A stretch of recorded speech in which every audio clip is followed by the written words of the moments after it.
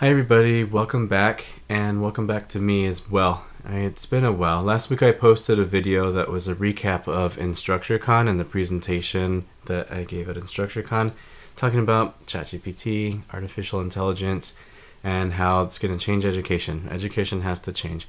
And today I want to give you an update on where I've been, where I'm going, the state of this channel, HowToCanvas, and the website that accompanies it. So I was talking to somebody at InstructureCon because I hadn't posted in a while. I did a few videos on AI back in March, but this year has been really quiet on my end, and I know a few people have reached out. And so I was talking to this person saying, all the things that have happened with this and that, and she said, life caught up to you. And essentially that's what it is. Life caught up to me for a moment, and so I had to put some things on hold, and part of it was development for this course. And so I want to talk through what I've been through, as well as a little bit of my vision for this channel going forward, and the resources, how I can continue helping you.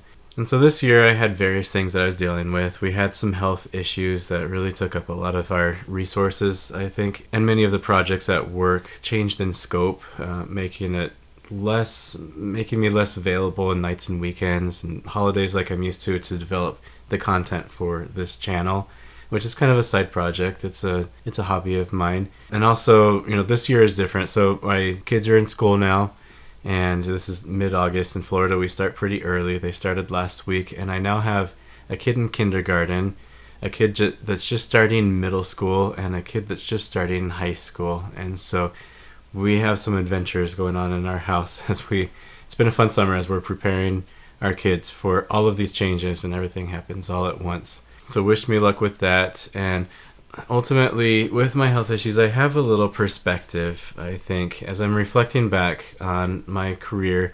My career is still young. I wouldn't say it's nascent, but I'm still in the front end of my career. And I'm thinking back to the year 2017. In the summer, my family, we tend to go to Brazil about every other year. I have family down there, and so we tend to spend a month or two in Brazil every couple of years. And so 2017, it caught up with us, but I had so much work to do. I had projects, and so I was working a lot on these projects. And so I sent my family down. My wife, at that time, it was 2 kids, and they went down to Brazil for a month. And they enjoyed themselves, and part of it was catching up with family, and part of it was, being a tourist. And then they came back, and now it's years later, and they have that trip. We have photos, they have memories from that trip. And I'm trying to think back, 2017, for a month, I was working 70 hours a week. And what was I working on? What was so important at my job that it took up that month? I wasn't able to go to Brazil with my family. I mean, I could have, but I was very productive at work. I can tell you that was an excellent month for me, that I remember of it. I remember that it was a good thing. Can't name the projects, and I think the company would have done fine if I hadn't put in that extra time. And so it's just a little perspective. I don't like the term work-life balance, but we do have to find some kind of equilibrium. We have to find some kind of meaning. Work is part of life. Leisure is part of life, family is part of life, or pets, or whatever it is, that is life. It's not finding a balance, it's just life. And that's what I think. And so I've had to take some time off, and I've had to step back a little bit. And part of that is I actually have a hobby. For the first time since grad school, I finished my doctorate in 2012, and last year I finally picked up a hobby, which is photography. And it actually came from this channel. As I'm creating videos, and I wanted to upgrade my camera so that I can get the blurred out background effect. And I put some lights on the ceiling, and I got a nice wide angle lens for a mirrorless camera that I was able to buy an adapter and plug it into the computer, and so that my videos can be a little sharper and a little better quality. And then so I have this camera, and I started shooting with the camera. I bought it for this purpose, so I could make these videos precisely.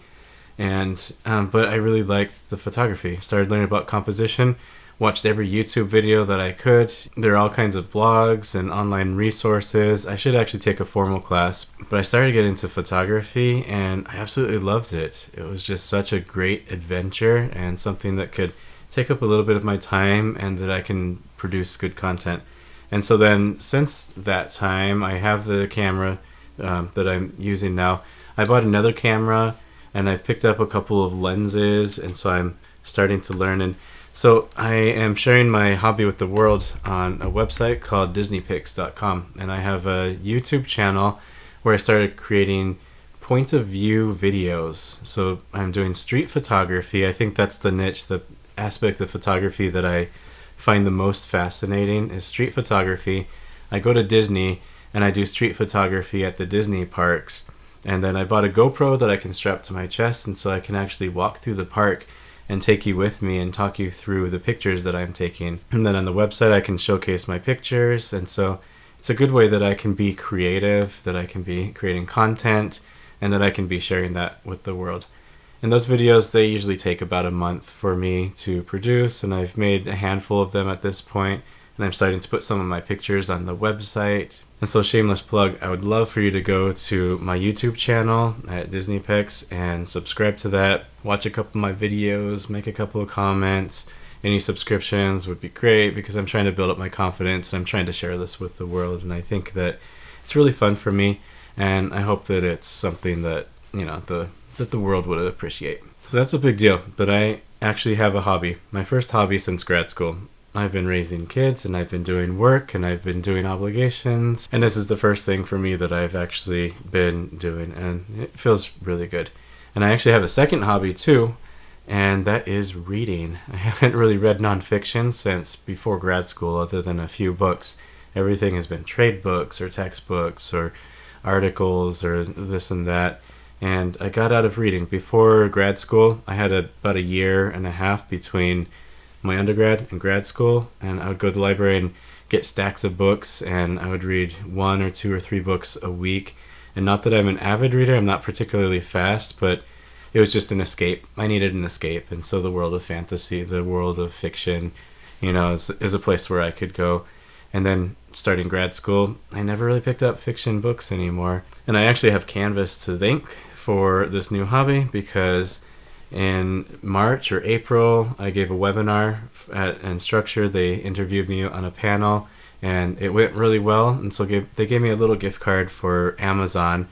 And with that, I thought, let me do something fun with it. Let me buy a Kindle. I haven't had a Kindle. My daughter has a Kindle, but I think I want a Kindle. And so it didn't pay for the whole Kindle. I had to chip in, but it helped a little bit. And so I bought a Kindle. I have Amazon Prime Kindle Unlimited subscription something, and I have some digital books that my friend wrote, and so I've been busy, and I've actually been reading books again, and so that feels really good too. So just giving you a glimpse into the world of me, because I've been absent for a little while, and I want to let you know what I'm up to and what my adventures are and a few of my obstacles. And so I want to talk about where we're going with this channel. This channel actually started way back when I was overseeing the Department of Educational Technology, and we would share resources and give webinars with our faculty. And so I created a YouTube channel so that I could put my webinars somewhere, and so faculty could see them. And we started getting a lot of views, but then I think legal and marketing, issues started coming up where it's like, I don't think that you're able to just have a YouTube channel. This needs to be for through a more direct route, like through Microsoft Stream or something. And so I thought, okay, well, yeah, let's go through the proper channels at my institution and do this the way that they want.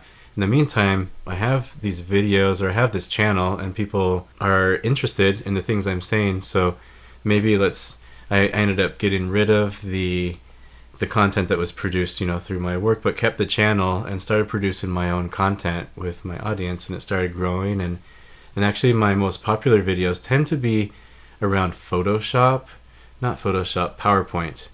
They tend to be PowerPoint videos. I have one Photoshop video that I put in there that does pretty well. But my passion is Canvas. The real purpose of this channel is Canvas. But if the PowerPoint videos get views, then I'm keeping them on there. But really I want to show tips and tricks for Canvas, and really how you can get going with HTML, CSS, for educators who are not programmers. That's not what we do, unless there are some educators who obviously are programmers, but But most of us teach psychology or history or art or math or economics or something else. The common denominator is that we use Canvas, and we want to do interesting things in Canvas, and so that's what the purpose of this channel is. Now, around the year 2020, just before the pandemic hit, I decided that I wanted to be more aggressive with this channel, and I thought I want to post videos regularly. And so I started working up. At the beginning, I would post 2 or 3 videos every week, and they were short videos, and that wasn't sustainable, but I wanted to at least get myself some momentum, teach myself how to create good quality digital content, and really take my YouTube channel to the next level. And once I started getting comfortable, I started scaling back, and I would produce 1 video every week. I would work on the weekends to produce a video, and I would release that on Tuesday morning. And so I was pretty good about a video every week. I missed a few deadlines here and there just for, life purposes. But I was able to do that for a good couple of years. And then I took last summer off and regained my momentum in the fall. And then that's when life hit. And so at this point going forward, I don't think that I'll have the capacity to do a video every week. I'm still passionate about this project, and I still plan to post regularly. I just don't know that I'll be able to stick to a schedule. At this point, with my oldest daughter being in high school, the realization is that we have 4 years left with the family, and so in order for me to stick to a rigorous YouTube schedule, I'll have to compromise something else. And at this point, I'm feeling like I am not willing to compromise one of my new hobbies or my family, and I'd like to take back some of my nights and weekends and holidays that I would normally dedicate to this channel. Now, I'll be forthright, this channel does sustain itself, and that I'm not putting my regular day job salary into the production of these videos.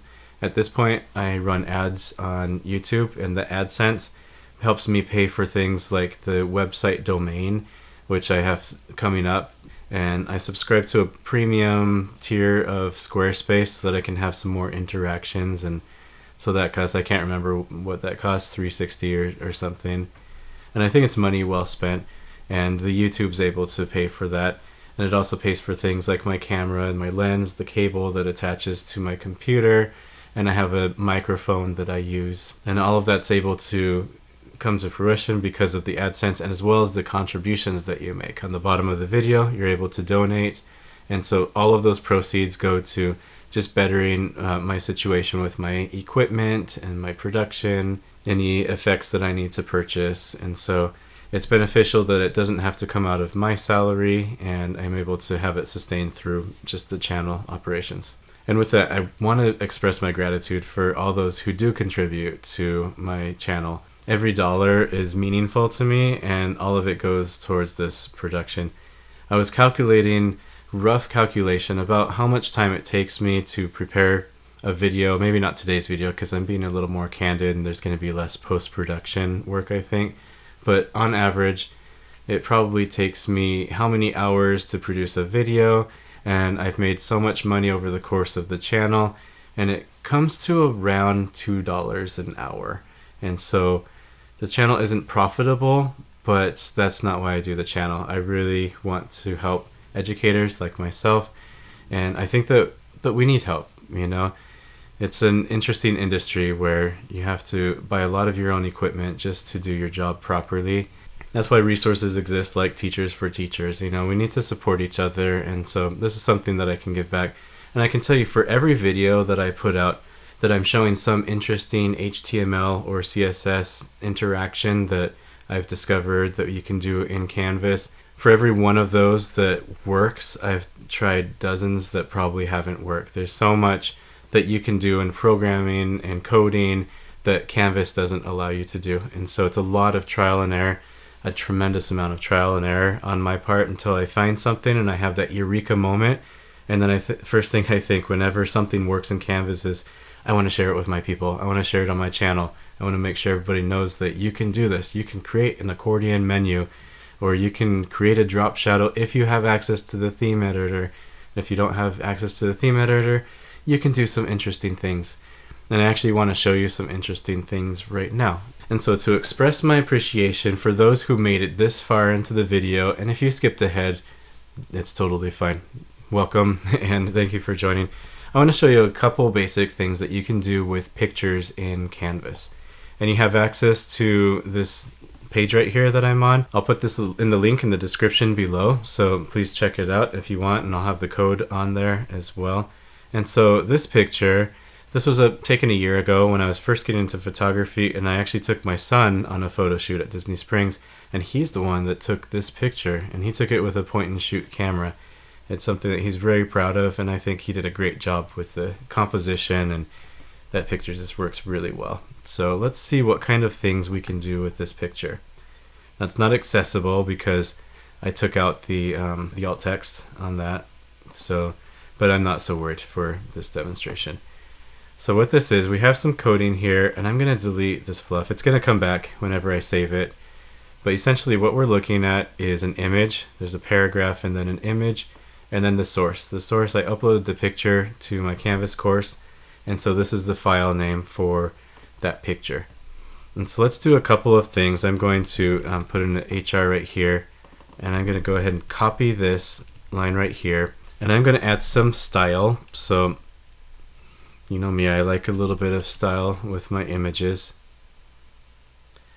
And what I'm going to do is I'm going to type in border radius, and I'm going to put 50%. So did you know that you can do radiuses in pixels but also in percentages?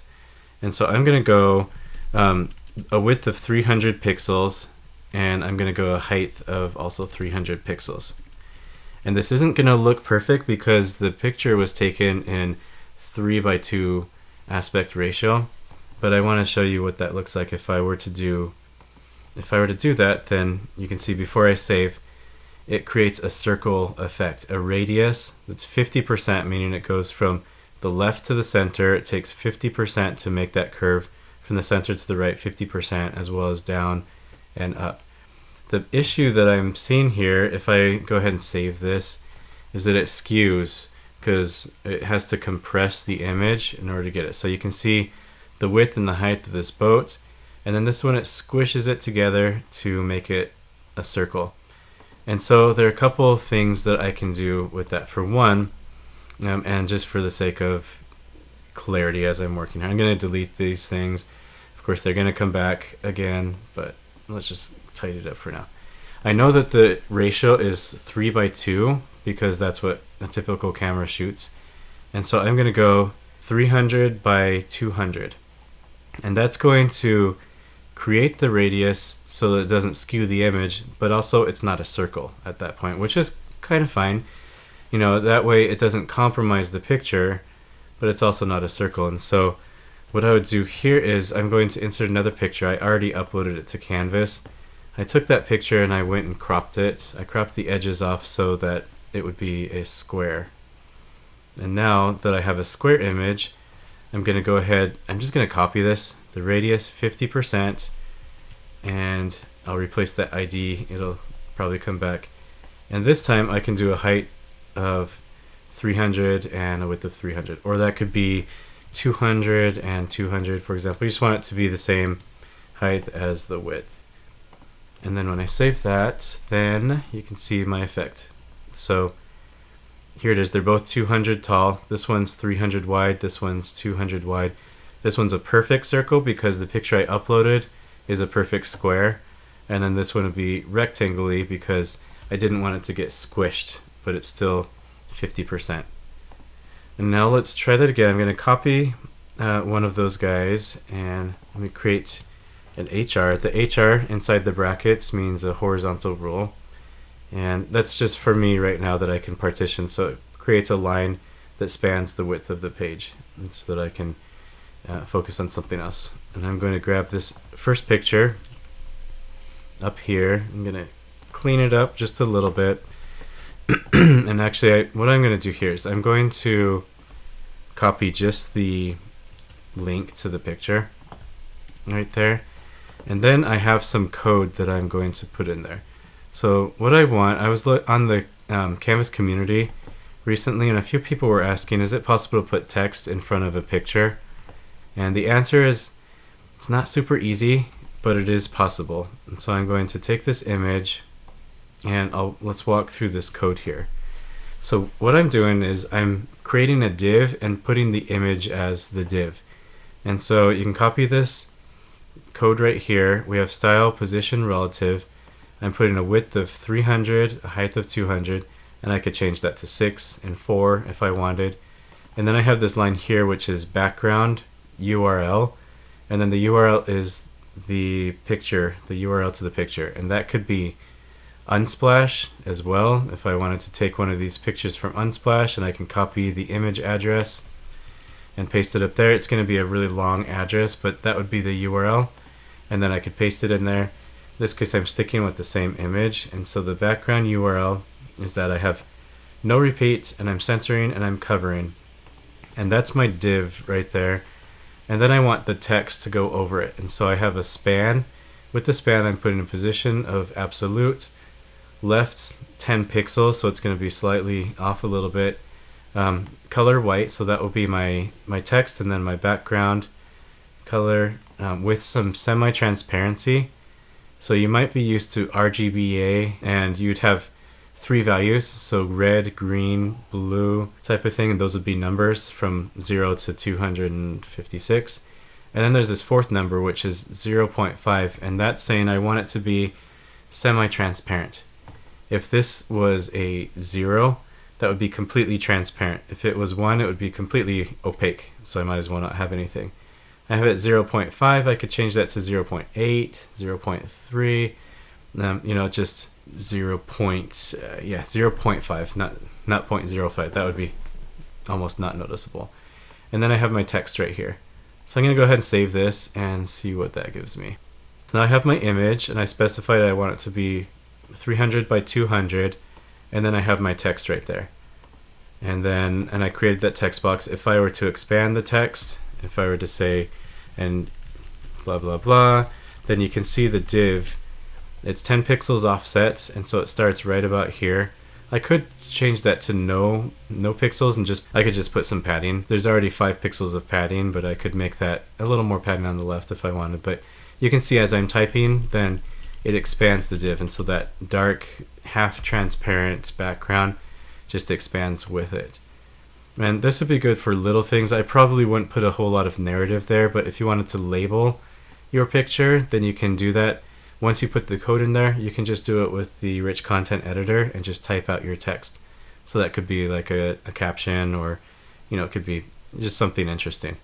I'm going to go ahead and create one more interaction, and what I'm going to try and do here is I'm going to put some text on top of the image again, but this time I want it to be in the center of the image.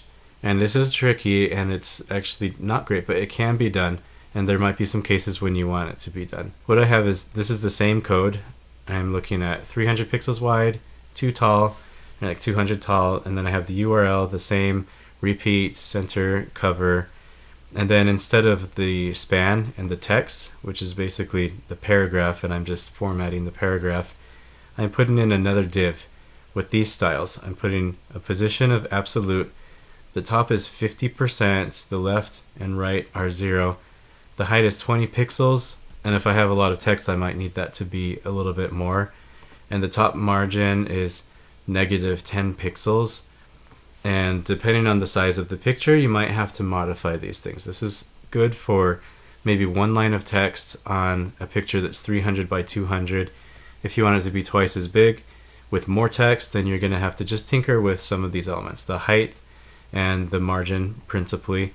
And then we're centering the text will be white. And then the background color, it's going to have a similar background effect with some padding. And then I have my text right there. And so let's go ahead and save this and look at that final interaction here. And here's what I have. So there's the image, I have the text, and it's centered. There are better ways to center the text, but we don't really have access to it in Canvas just because the allow list scrubs that. And so if you had one line of text, then this would be sufficient. If you had 2 lines of text, you would need to change the height from 20 pixels to 40 pixels, I would say. And if you have more than that, you just have to accommodate, and you'd have to adjust the distance, from the top. And so that's a couple ways that you can add text to the top of the image. And in terms of coding, it's probably not the best way in the whole wide world, but you can tinker with it, and you can figure out. I think it's something that you can do. You don't need to rely on an admin for creating code in the theme editor and uploading custom CSS. This is just something that you can do on your own Canvas page. So a few effects that you can do with your picture, and that's what I wanted to show you. And I appreciate all of you for tuning in, all of you who said hi to me at InstructureCon. I appreciate you, and I hope to see you soon. Until then, Happy teaching and learning.